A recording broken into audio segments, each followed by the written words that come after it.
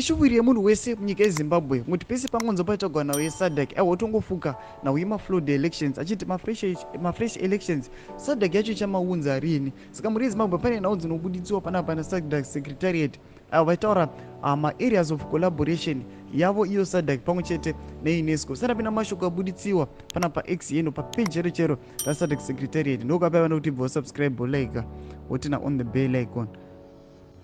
Saka papeji pao panogwa pachinzi Sadc and Unesco Regional Office for Southern Africa discuss areas of collaboration.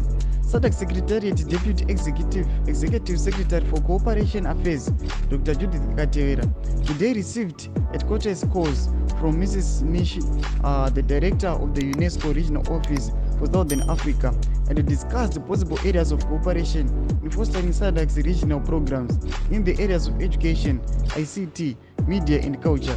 Dr. Katera and Mrs. Nisha will tomorrow, 3 May 2024, share a platform as they will be delivering remarks at the regional #World Press Freedom Day celebrations in Gaborone in Botswana.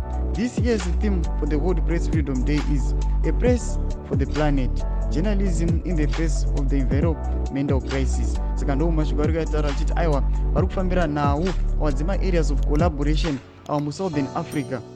Mani etheme yavo inonzi A Press for the Planet. Asi zvamungoziva muri yezimbabwe kuti aiwa muzimbabwe vanhu vatongotarisira sadc kuti sadc zvese zvinenge chizviita sei ichinonoka aiwa pane maflood elections akaitika munyika mavo munyika yezimbabwe. Saka chimbotudzai mafungiro enyu noti kudii pamusoro penhau iyi aiwa pinai mucomment section medu dzemafungiro enyu musangano subscribe like tinotana on the bell icon.